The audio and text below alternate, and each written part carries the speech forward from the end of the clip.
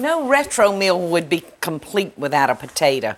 So we're fixing to make an old-timey dish, cottage potatoes, but I'm going to show you a new twist to them. Now we're going to use 3 large bacon potatoes. These are more like a medium, so I'm probably going to use about 5 of these. So all we're going to do is slice them, and you don't have to be perfect because we're actually going to wind up mashing these up. But you want them close in size so they'll all be done about the same time. All right, now all we're going to do is cover those with water, and I'm going to throw a little salt in the pot with them and just boil those until they're tender. Those look just delicious. We're going to add a little salt to them, and I'm using a nice kosher on these, and a little black pepper. All right, now the recipe calls for 2 tablespoons of butter. That looks like 2 tablespoons to me, doesn't it? Do you? You know, I never was real good at measuring. All right, so we're going to take our masher, and you can see I'm using an old-timey masher instead of an electric mixer because I don't want these real creamy. I still kind of want them in chunks. I just love a potato. I know y'all have heard me say it before. If you were going to send me off to an island and say, Paula, you can only have one food, I would choose the tater. And that's about how I like them. Now we're going to take just ordinary cottage cheese and stir into those. Those look good just like that, don't they? Let's see, I've got some onion sitting around here to throw in that. Let me find my onion. Here it is. We're gonna just toss in some onion. And those will still be kind of crunchy and good. I'm just gonna pile them into the casserole dish.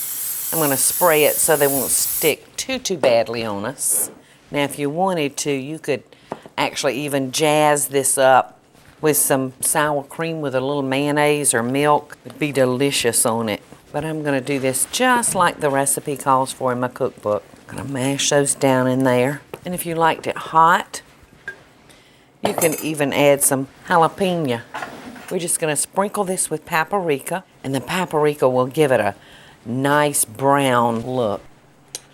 And why don't we just, for good measure, take the rest of our butter. That 2 tablespoons doesn't need to be sitting there by itself. So we'll just dot the top of this with a little bit more butter. And we're going to stick this in a 350-degree preheated oven, and we're going to bake it for about 30 or 35 minutes.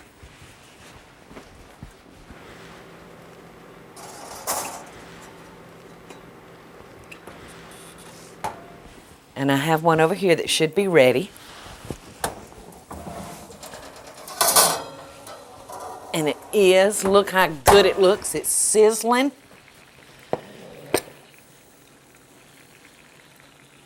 Hear it sizzling. Oh.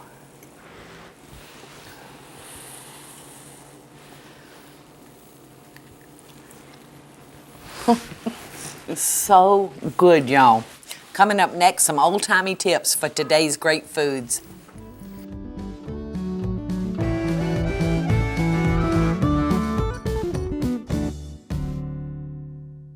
Hey y'all, it's Paula Deen. Now, if you enjoyed this video, be sure to like it and click the subscribe button as well as the notification bell to be alerted when I post a video. Love and best dishes, y'all.